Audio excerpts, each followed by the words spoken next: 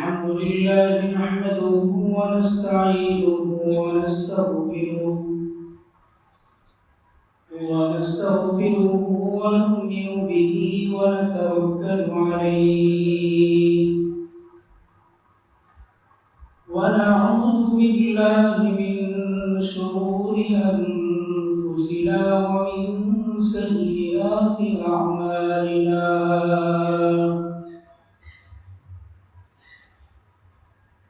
من يهده الله فلا مضل له ومن يضلل فلا هادي له ونشهد أن لا إله إلا الله وحده لا شريك له ونشهد أن سيدنا وسندنا وحبيبنا وحبيب ربنا وطبيبنا وطبيب قلوبنا ومولانا محمدا عبده ورسوله صلى الله تعالى عليه وعلى آله وأصحابه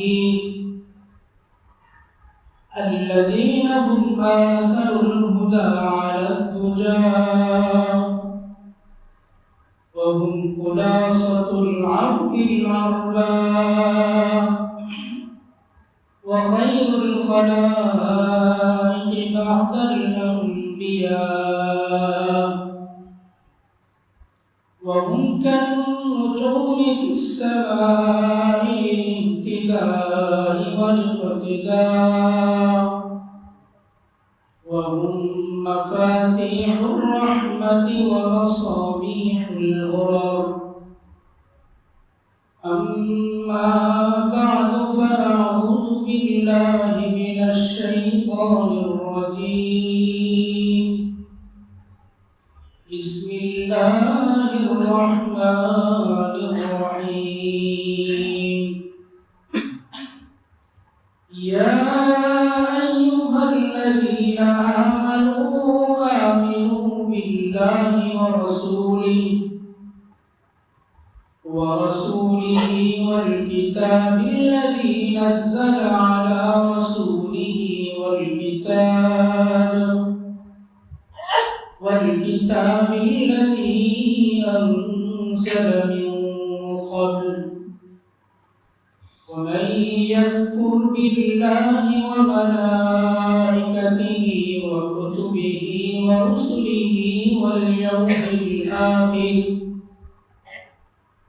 واليوم الآخر فقد ضل ضلالا بعيدا.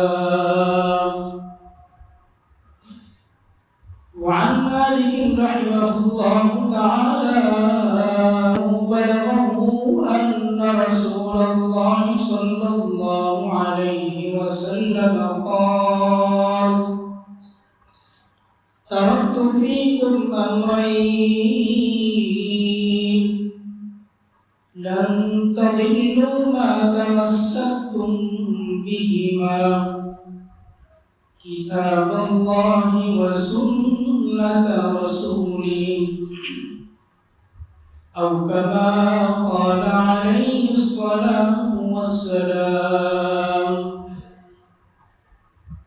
شهر محمد الشريف اللهم صل على محمد وعلى آل محمد كما صليت على إبراهيم وعلى آل إبراهيم إنك حميد مجيد. اللهم بارك على محمد وعلى آل محمد كما باركت على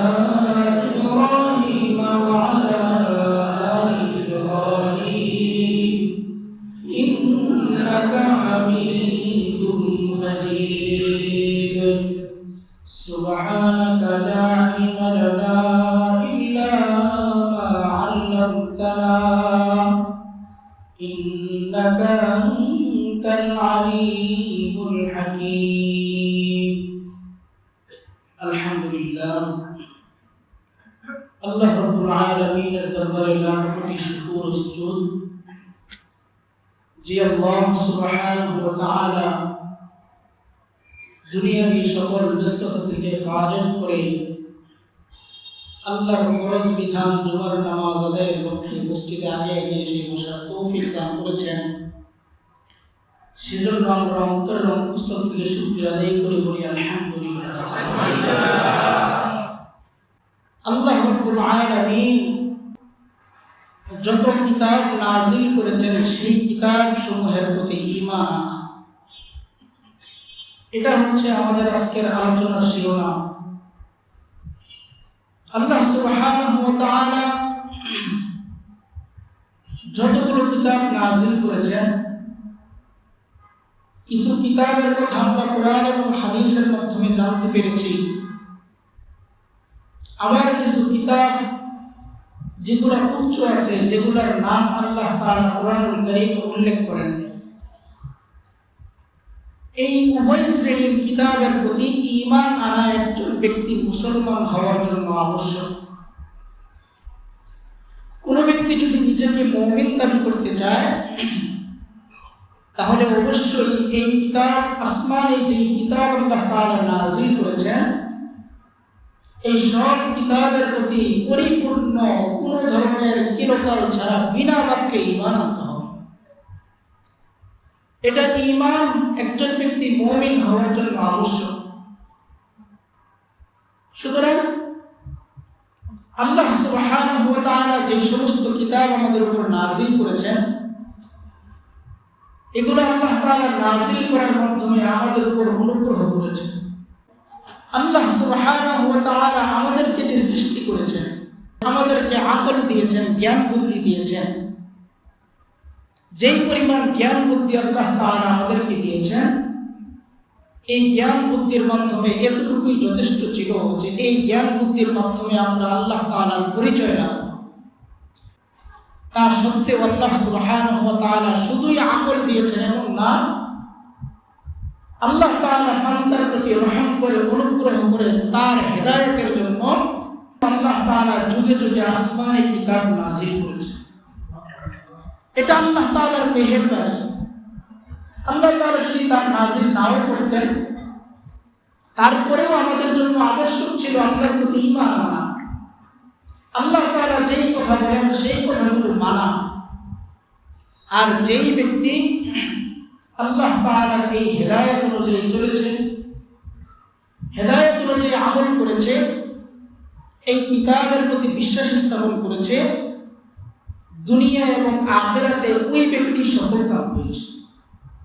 আল্লাহ তাআলা কোরআনুল কারীমের মধ্যে বলে দিয়েছে। আল্লাহ তাআলা বলেন, فَإِمَّا يَأْتِيَنَّكُم مِّنِّي هُدًى فَمَنِ اتَّبَعَ هُدَايَ فَلَا يَضِلُّ وَلَا يَشْقَى। আল্লাহ তাআলা বলেন, আমার পক্ষ থেকে যখন হেদায়েত চলে এসেছে, হেদায়েতের বাণী চলে এসেছে, এই হেদায়েতের বাণী যেই ব্যক্তি অনুসরণ করেছে, ওই ব্যক্তি কখনো বিপদগামী হবে না, পথভ্রষ্ট হবে না, এবং ওই ব্যক্তি কখনো দুর্ভাগ্যগ্রস্ত হবে না। এটা আল্লাহ তাআলার ইরশাদ। তারপরেও দেখা যায় আল্লাহ তাআলা যত হেদায়েতের বাণী নাযিল করেছেন, তারপরেও যুগে যুগে বহু মানুষ আল্লাহ তাআলার হেদায়েতের পথে চলে নেয়। কি বলেন, এমন লোক আছে না? আছে। এটা প্রত্যেক যুগের নবীদের যুগেও ছিল এবং বর্তমানেও এটা আছে। যাদের সামনে কোরআন নাযিল হয়েছে, যেই যুগে তারা নবী পেয়েছে, এই যুগেও এই হেদায়েত অনুযায়ী না চলার মানুষ ছিল কিনা? তো আল্লাহ তাআলা সেটাও বলছেন, যেই ব্যক্তি হেদায়েতের বাণী পাইল কিন্তু এই হেদায়েতের বাণী অনুযায়ী আমল করল না, হেদায়েত অনুযায়ী নিজেকে চালাইল না, ওই ব্যক্তির অবস্থা কি? আল্লাহ তাআলা বলেন, وَمَنْ أَضَلُّ مِمَّنِ اتَّبَعَ هَوَاهُ بِغَيْرِ هُدًى مِّنَ اللَّهِ ইন্নাল্লাহা লা ইয়াহদিল কওমাজ যালিমিন।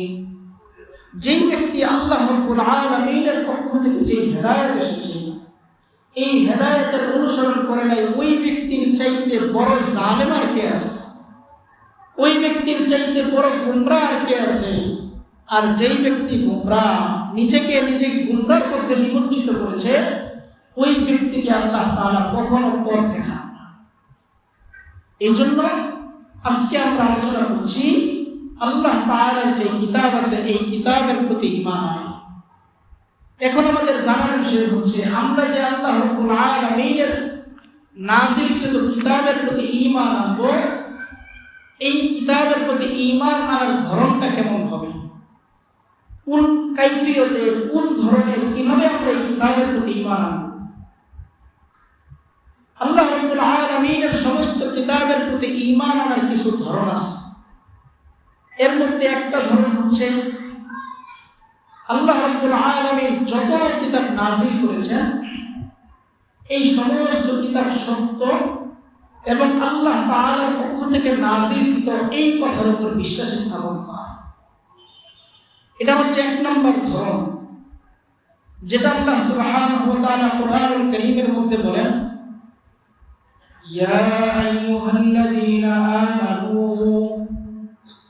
আমানু বিল্লাহি ওয়া রাসূলিহি ওয়াল কিতাবিল্লাযী নাযালা আলা রাসূলিহি ওয়াল কিতাবিল্লাযী আনজালা মিন ক্বাবল ওয়া মান ইয়াকফুর বিল্লাহি ওয়া মালাইকাতিহি ওয়া কুতুবিহি ওয়া রুসুলিহি ওয়াল ইয়াউমিল আখির ফাকাদ যাল্লা দালালান বাঈদা।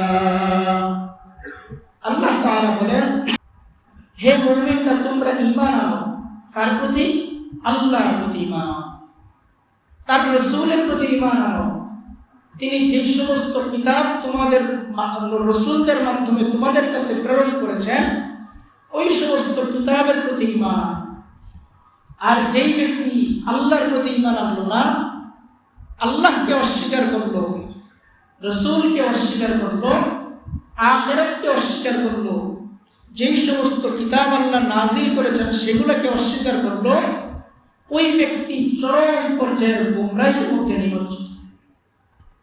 তাহলে এর একটা ধরন হচ্ছে আল্লাহ তাআলা যেভাবে যেই সমস্ত কিতাব নাযিল করেছেন এই সমস্ত কিতাব সত্য এই কথার উপর বিশ্বাস স্থাপন করা। এখন অন্য এক আয়াতের মধ্যে আল্লাহ সুবহানাহু ওয়া তাআলা বলেন, فَلِذَلِكَ فَادْعُ وَاسْتَقِمْ كَمَا أُمِرْتَ وَلَا تَتَّبِعْ أَهْوَاءَهُمْ وَقُلْ آمَنْتُ بِمَا أَنزَلَ اللَّهُ مِنْ كِتَابٍ। আল্লাহ তাআলা তার নবীকেও বলে দিচ্ছেন, হে নবী আপনি এই কথার ঘোষণা দিয়ে দেন, فَلِذَلِكَ فَادْعُ, যেই জিনিস আমি আপনাকে দান করেছি এই জিনিসের প্রতি আহ্বান করেন, এই দ্বীনের প্রতি আহ্বান করেন। ফাস্তাকিম কামা উমিরতা, যেভাবে আদিষ্ট হয়েছেন, যেভাবে আদেশ করেছি সেভাবে আপনি আপনার কাজ পরিচালনা করতে থাকেন, সেটার উপর আপনি প্রতিষ্ঠিত থাকেন। ওয়ালা তাত্তাবি আহওয়াআহুম, আপনি আপনার যেই প্রবৃত্তির অনুসরণ আপনি করেন না। এবং এই কথা আপনি সবার মাঝে ঘোষণা করে জানিয়ে দেন, আমানতু বিমা আনজালাল্লাহু মিন কিতাব, আল্লাহ তাআলা যেই কিতাব নাযিল করেছেন এই কিতাবের প্রতি আমি রাসূল ঈমান আনলাম। এখন আমরাও সবাই একসাথে বলি, আল্লাহ তাআলা যত কিতাব নাযিল করেছেন এই সমস্ত কিতাবের প্রতি আমরা ঈমান আনলাম। তো আল্লাহ তাআলা যে সমস্ত কিতাব নাযিল করেছেন এর প্রতি যে ঈমান আনবো, এই ঈমান আনার কিছু দিক আছে। দিক কি? কিছু কিছু কিতাব আল্লাহ সুবহানাহু ওয়া তাআলা কোরআনুল কারীমের মধ্যে নাম উল্লেখ করেছেন, যেমন তাওরাত, জাবুর, ইনজিল, এই জাতীয় কিছু কিতাবের নাম আল্লাহ তাআলা কোরআনুল কারীমের মধ্যে উল্লেখ করেছেন। অনুরূপভাবে সুহফি ইব্রাহিম, অনুরূপভাবে সুহফ মূসা, এই কিতাবগুলোর নাম কোরআনুল কারীমের মধ্যে এসেছে। তাহলে এই যে কিতাবের নামগুলো এসেছে এই কিতাবের নামের উপরে সংক্ষিপ্তভাবে স্বাভাবিকভাবে এই কিতাবের নামের উপর ঈমান আনতে হবে, বিস্তারিত ঈমান আনার সুযোগ নেই। কেন নাই? কারণ তাওরাত নাজিল হয়েছে হযরত মূসা আলাইহিস সালামের উপর, ইনজিল নাজিল হয়েছে হযরত ঈসা আলাইহিস সালামের উপর, জাবুর নাজিল হয়েছে হযরত দাউদ আলাইহিস সালামের উপর। সমস্ত ওই নবীরা যখন চলে গেছেন, চলে যাওয়ার পর তাদের উম্মতগণ এই কিতাবের উপরে বিভিন্ন ধরনের রদবদল করেছে, বিভিন্ন পরিবর্তন ঘটিয়েছে। এখন বর্তমানে আমাদের সামনে যে ইনজিল আছে, বাইবেল আছে, এই যে বাইবেলগুলা এটাই যে প্রকৃত আল্লাহর নাজিলকৃত কিতাব এটা বলার সুযোগ নাই, কারণ তারা এর মধ্যে বিকৃতি সাধন করেছে। তাহলে আমরা ঈমান আনবো কিভাবে? তাওরাত আল্লাহর কিতাব, এটার উপর ঈমান আনবো। ইনজিল আল্লাহর কিতাব, এটার উপর ঈমান আনবো। জাবুর আল্লাহর কিতাব, এই কথার উপর ঈমান আনবো। পক্ষান্তরে আল্লাহ সুবহানাহু ওয়া তাআলা শেষ যে কিতাব নাজিল করেছেন কোরআনুল কারীম, এই কোরআনুল কারীমের প্রতি পরিপূর্ণ প্রত্যেকটা হরফে, প্রত্যেকটা অক্ষরে বিস্তারিতভাবে এই কিতাবের উপর ঈমান। কেন? কারণ আল্লাহ তাআলা স্বয়ং বলে দিয়েছেন, এই যে কিতাব আমি নাজিল করেছি, পৃথিবীর শেষ পর্যন্ত এই কিতাব সংরক্ষণ থাকবে। কারণ এই সংরক্ষণের জিম্মাদারি স্বয়ং আল্লাহ সুবহানাহু ওয়া তাআলা নিজের জিম্মায় নিয়েছেন। যেহেতু আল্লাহ তাআলা নিজের জিম্মায় নিয়েছেন, সুতরাং মানুষ যতই চেষ্টা করুক, দুনিয়াতে বহু মানুষ কোরআন বানানোর জন্য চেষ্টা করেছে। নজর ইবনুল হারিস চেষ্টা করেছে, খলিফা হারুনুর রশিদের সময়ের ঘটনা, সেই সময়ে একজন চেষ্টা করেছে, কিন্তু কেউই কোরআন বানাইতে পারে নাই, কোরআনের মধ্যে কেউই বিকৃতি সাধন করতে পারে নাই। কারণ আল্লাহ তাআলা কোরআনে ঘোষণা দিয়ে দিয়েছেন, ইন্না নাহনু নাযালনা যিকরা ওয়া ইন্না লাহু লাহাফিজুন। এই কোরআন তো আমি নাযিল করেছি, আর এর জিম্মাদারি স্বয়ং আমি আল্লাহ নিজের জিম্মায় রেখেছি। সুবহানাল্লাহ। এই জন্য এই কিতাব কখনো বিকৃত করার সুযোগ নাই। সে যত বড় সাহিত্যিক হোক আর যত বড় পণ্ডিত হোক, আল্লাহ তাআলার কোরআন কেউ বানাইতে পারবে? তাহলে কোরআনের প্রতি যে আমরা বিশ্বাস রাখবো, এই বিশ্বাস রাখার ধরন হচ্ছে কোরআনের প্রত্যেকটা আয়াত, প্রত্যেকটা হরফ, প্রত্যেকটা শব্দ, প্রত্যেকটা বিধানের প্রতি পরিপূর্ণ বিস্তারিতভাবে ঈমান আনতে হবে। এই কথা বলার সুযোগ নাই যে কোরআনের এই বিধানটার উপর ঈমান আনলাম আর ওই বিধানটার প্রতি ঈমান আনলাম না, এই কথা বলার কোনো সুযোগ নেই। তাহলে এটা একটা ধরন। দ্বিতীয় আরেকটা ধরন হচ্ছে, কোরআনুল কারীমের মধ্যে আল্লাহ তাআলা তো কিছু কিতাবের নাম উল্লেখ করেছেন, যেটা আগে বললাম, আর কিছু কিতাবের নাম আল্লাহ তাআলা কোরআনুল কারীমের মধ্যে উল্লেখ করেন নাই। সেটার প্রতি ঈমান আনতে হবে। এইভাবে আল্লাহ তাআলা যত আসমানি কিতাব নাযিল করেছেন সবগুলোর প্রতি ঈমান আছে। সেটাও আল্লাহ তাআলা কোরআনুল কারীমের মধ্যে বলে দিয়েছেন, وأنزلنا إليك الكتاب بالحق مصدقا لما بين يديه من الكتاب ومهيمنا عليه। আর আমি আপনার উপর নাযিল করেছি আসমানি কিতাব সত্য সত্য, যেটা পূর্ববর্তী যত কিতাব আছে সব কিতাবকে সত্যায়ন করে এবং সংরক্ষণ করে। অর্থাৎ আমি যে কিতাব পূর্ববর্তী নাযিল করেছি, কিছু নাম তো আমি উল্লেখ করেছি আমি আল্লাহ, কিন্তু কিছু নাম উল্লেখ করে নাই। বাকি এই কোরআন পূর্ববর্তী সমস্ত কিতাবকে সত্যায়ন করে। এই কোরআনের প্রতি যে বিশ্বাস থাকবে তার জন্য আবশ্যক বিষয় হচ্ছে পূর্ববর্তী যত কিতাব আছে এই সব কিতাবের প্রতি তাকে বিশ্বাস রাখতে হবে। এটা হচ্ছে দ্বিতীয় নম্বর ধরন। আরেকটা বিষয় হচ্ছে, কোরআনকে যে মানুষ বিশ্বাস করে কিংবা আসমানি কিতাবকে যে মানুষ বিশ্বাস করে, আসমানি কিতাবের প্রতি মানুষ বিশ্বাস স্থাপন করে, বর্তমান সমাজের মধ্যে তিন শ্রেণীর মানুষ আছে। এই তিন শ্রেণীর মানুষ তিনভাবে কোরআনের প্রতি বিশ্বাস রাখে কিংবা আসমানি কিতাবের প্রতি বিশ্বাস রাখে।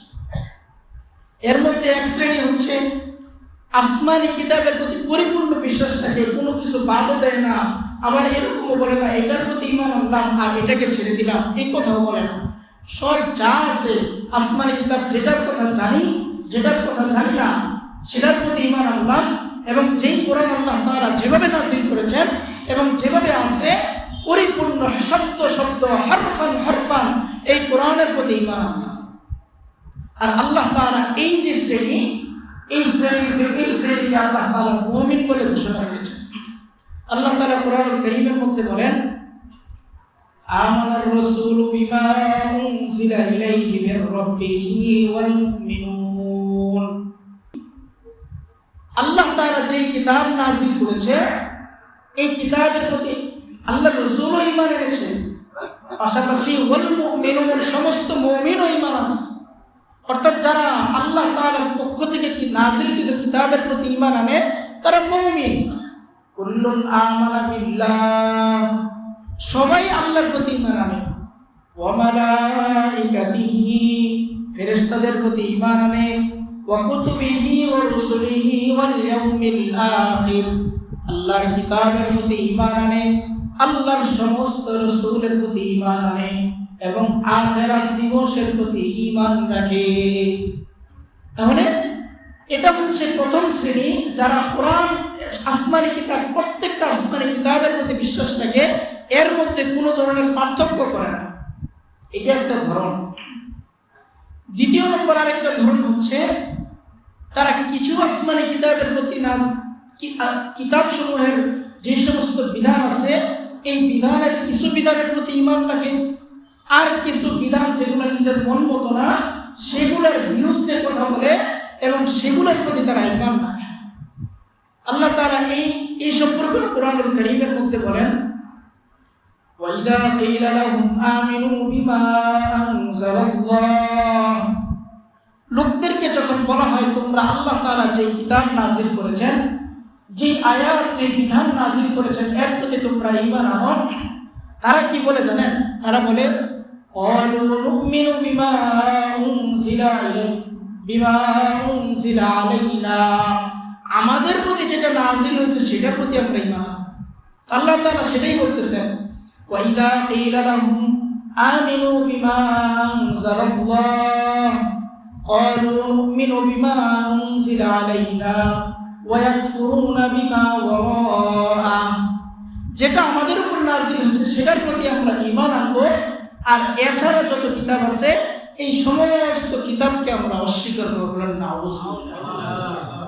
অথচ আল্লাহ তাআলার বিধান হচ্ছে আল্লাহ তাআলা যত কিতাব নাযিল করেছেন সব কিতাবের প্রতি, যত বিধান নাযিল করেছেন সব বিধানের প্রতি কোনো ধরনের পার্থক্য ছাড়া ঈমান আনতে হবে। এটা হচ্ছে দ্বিতীয় নম্বর প্রকার। তৃতীয় নম্বর শ্রেণী হচ্ছে যারা আসমানি কোনো কিতাবের প্রতি বিশ্বাস রাখে না।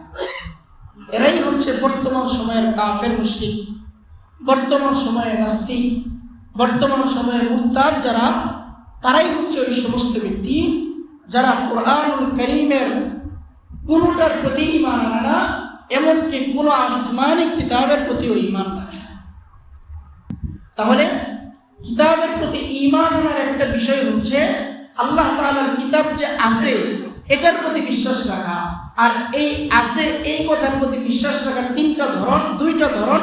এর মধ্যে একটা হচ্ছে যেগুলোর নাম উল্লেখ হয়েছে নাম সহ বিশ্বাস করা, আর যেগুলোর নাম উল্লেখ হয় নাই নাম ছাড়া বিশ্বাস করা। আর এই বিশ্বাসের ক্ষেত্রে তিন প্রকার। একটা হচ্ছে যারা পুরোটার প্রতি ঈমান আনে, কোনো ধরনের পার্থক্য করে না। দ্বিতীয় নম্বর হচ্ছে যারা কিছু মানে না। আর তৃতীয় নম্বর হচ্ছে যারা কোনোটাই মানে না। এটা হচ্ছে এক নম্বর, পুরোটা মিলে একটা প্রকার গেল। দ্বিতীয় নম্বর প্রকার হচ্ছে এই কোরআন আল্লাহ তাআলা যেভাবে নাযিল করেছেন, আসমানি কিতাব যেভাবে নাযিল করেছেন, বিশেষ করে শেষ কিতাব কোরআনুল কারীম যেভাবে নাযিল করেছেন, এই কোরআনকে সেভাবেই বিশ্বাস করতে হবে। এর মধ্যে কোনো ধরনের রদবদল, কোনো ধরনের ব্যাখ্যা বানোয়াট নিজের মতো করে ব্যাখ্যা বিশ্লেষণ করা যাবে না। কিন্তু আফসোসের বিষয় হচ্ছে বর্তমান সময়ে একটা ফ্যাশন হয়ে গেছে। ফ্যাশনটা হইল যে যত বেশি কোরআনকে অবমাননা করতে পারে, যে যত বেশি নবীর শানে কটূক্তি করতে পারে, আল্লাহর শানে কটূক্তি করতে পারে, সমাজের কিছু কিছু শ্রেণী তাদেরকে খুব বেশি মূল্যায়ন করে। ঠিক কিনা? এটা একটা বর্তমানে ফ্যাশন হয়ে গেছে। কেমন যেন কেউ কোরআনের অবমাননা করতে পারলে সে খুব হিরো হয়ে যায়, কেউ রাসূলকে নিয়ে কটূক্তি করতে পারলে সে খুব হিরো হয়ে যায়, কেউ কোরআনকে নিয়ে আবল তাবল বক্তব্য দিতে পারলে সে হিরো হয়ে যায়। আরো আফসোসের বিষয় হচ্ছে আমাদের রাষ্ট্র ক্ষমতায় যারা আছে, আগেও যারা ছিল, বর্তমানেও যারা আছে, তারা কি মুসলমান না কাফের? সবাই বলেন মুসলমান। আপনার সামনে আপনি আপনার মার সন্তান, আপনি আপনার বোনের ভাই, আপনার সামনে আপনার ভাই বোন যদি দর্শিতা হয়, আপনার মা যদি দর্শিতা হয়, আপনি কি বসে বসে চুপ করে দেখবেন না প্রতিবাদ করবেন? প্রতিবাদ করবেন। সবাই কথা বলেন, প্রতিবাদ করবেন না বসে থাকবেন? তো আমরা এখানে যারা আছি, আমাদের রাষ্ট্রপক্ষে যারা আছে, সবাই তো মুসলমান, কিন্তু আফসোস লাগে তারা মুসলমান, তাদের দাবিও কোরআন মানি, তাদেরও দাবি হাদিস মানি, রাসূলের প্রতি বিশ্বাস রাখি, আসমানি সমস্ত কিতাবের প্রতি বিশ্বাস রাখি, কিন্তু যখন কোনো ব্যক্তি রাসূলকে নিয়ে কটূক্তি করে, আল্লাহকে নিয়ে কটূক্তি করে, কোরআনকে নিয়ে কটূক্তি করে, তখন তাকে তো সাজা দেবে দূরের কথা, কিভাবে তার নিরাপত্তা নিশ্চিত করা যায় সেই ফিকিরে তারা লিপ্ত থাকে। এটা কেমন ধরনের মুসলমান? তুমি কেমন ধরনের সন্তান? তোমার সামনে তোমার মা ধর্ষিতা হচ্ছে, আর তুমি তাকিয়ে তাকিয়ে দেখছো তোমার মতো কুলাঙ্গার সন্তান জন্ম দেয় এই মা পুলিশ। সুতরাং একজন ব্যক্তি নিজেকে মুসলমান দাবি করবে আর তার সামনে কোরআন কটূক্তি করবে, হাদিস নিয়ে আমল তাবল বক্তব্য দিবে, আল্লাহ তাআলার শানে বেয়াদবি করবে, একজন মুসলমান এটা কখনোই সহ্য করতে পারে না। কিন্তু আফসোসের বিষয় কি, ওই যে রাষ্ট্রপক্ষে যারা আছে তাদের দরকার ছিল একজন ব্যক্তি যখন এই জাতীয় কোনো আচরণ করবে, এই আচরণ করার ফলে সাথে সাথে তার বিরুদ্ধে ব্যবস্থা নেওয়া, তাওহীদি জনতার পক্ষে অবস্থান নেওয়া। কারণ যারা কোরআনকে নিয়ে অবমাননা করে তাদের পার্সেন্ট সর্বোচ্চ 1 থেকে 2% কিংবা 1%ও হবে না। যারা ইহুদি নাসারা খ্রিস্টান সব মিলে হয়তো 2-3% হবে। তো 2-3%কে আপনি মূল্যায়ন করতে গিয়ে 92-93 কিংবা 98% যেই সমস্ত মুসলমান তাদের বিরুদ্ধে আপনি অবস্থান নিলেন, অথচ বক্তৃতা মঞ্চে মঞ্চে আপনি ঘোষণা করতে থাকেন এই দেশ গণতান্ত্রিক দেশ, এই রাষ্ট্র পরিচালনা হবে গণতান্ত্রিক পদ্ধতিতে। তো 100 জনের মধ্যে 80 জন যেখানে ভোট দিবে, 100 জনের মধ্যে 98 জন যেখানে ভোট দিবে সেটা কার্যকর হবে, নাকি 2 জন যেখানে ভোট দিবে সেটা কার্যকর হবে? 98 জন যেখানে ভোট দিবে সেটা কার্যকর হবে। 99 মুসলমান বিভিন্ন বক্তব্যের মধ্যে, তাহলে তারা যেই পক্ষে আছে আপনি তার বিপক্ষে গিয়ে 2%, 3% এই সংখ্যালঘু লোকদেরকে হেফাজত করতে চান। এমন না যে তাদের নিরাপত্তা দেন, বৈধভাবে দেন, এমন না, তারা অবৈধ কাজ করতেছে তারপরেও আপনি তাদেরকে নিরাপত্তা দিতেছেন। কিন্তু বর্তমান সময়ে, বর্তমান সাম্প্রতিক একটা ঘটনা, কিছু কিছু ফেরকা তৈরি হয়েছে, তাদের কাজ হচ্ছে কোরআনকে নিয়ে অবমাননা, রাসূলকে নিয়ে অবমাননা করা, আল্লাহ তাআলার শানে কটূক্তি করা। এই ফেরকার মধ্যে অন্যতম একটা ফেরকা বর্তমানে যেটা প্রচলিত চলতেছে সেটা হচ্ছে বাউল গোষ্ঠী। এই বাউল গোষ্ঠী তাদের যে আকীদা, এই আকীদা যদি একজন ব্যক্তি লক্ষ্য করে খেয়াল করে তাহলে স্পষ্টই তার সামনে স্পষ্ট হয়ে যাবে এই গোষ্ঠীরা কখনো মুসলমান হতে পারে না। বর্তমানে এই বাউল গোষ্ঠীর অন্যতম একজন হচ্ছে আবুল সরকার। এই আবুল সরকার কিছুদিন পূর্বে আল্লাহ তাআলা একসাথে 4টা জিনিসের অবমাননা করছে, কোরআন, হাদিস, আল্লাহ এবং আল্লাহ রাসূল, 4টা তার একটা বক্তব্যে 4টা জিনিসের অবমাননা সে করছে, এবং আরেক বক্তব্যের মাধ্যমে সে কোরআনের বিকৃতিও সাধন করছে। একজন ব্যক্তি যখন বলে যে আমার কাছে কোরআন কি বলে, হাদিস কি বলে আমার কাছে ভালো লাগে না, তার ঈমান থাকবে? তার ঈমান থাকবে না। এর দ্বারা কি সে হাদিসকেও কটূক্তি করবে না, কোরআনকেও কটূক্তি করবে, পাশাপাশি সে কোরআনের অপব্যাখ্যা করে। কি করে? সে বলতেছে আমরা যে নাচ গানগুলো করি, নাচানাচি করি, এই নাচানাচি তো আল্লাহ তাআলা কোরআনেই বলেছেন করার জন্য, বলেন না নাউযুবিল্লাহ। তার দলিল কি? তার দলিল হলো কুল আউযু বিরাব্বিন নাস মালিকিন নাস ইলাহিন নাস মিন শাররিল ওয়াসওয়াসিল খান্নাস الذي يوسوس في صدور الناس من الجنة والناس। এই ক্ষেত্রে এই সূরার মধ্যে শেষে যে নাস বলা হয়েছে, এই নাসটার অর্থ কি? এই নাসের অর্থ হচ্ছে মানুষ। আল্লাহ তাআলা বলতেছেন হে নবী আপনি বলেন আউযু বিরাব্বিন নাস, মানুষের প্রতিপালকের কাছ থেকে আমি আশ্রয় প্রার্থনা করতেছি। আর জাহেলের বাচ্চায় বলতেছে কি যে এই নাচ দেওয়ার উদ্দেশ্য হচ্ছে নাচানাচি করা।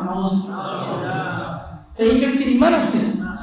তাহলে যদি ঈমান না থাকে, একজন মুমিন, যে ব্যক্তি কাফের, যে ব্যক্তি আল্লাহ তাআলার সাথে বেয়াদবি করে, যে ব্যক্তি রাসূলের সাথে বেয়াদবি করে, কোরআনের সাথে বেয়াদবি করে, হাদিসের সাথে বেয়াদবি করে, এই ব্যক্তির পক্ষে না বিপক্ষে আপনারা? এই ব্যক্তির বিপক্ষে যদি কোনো কর্মসূচির ঘোষণা দেয় আপনারা সেটাকে সমর্থন দিবেন তো? অবশ্যই দিতে হবে।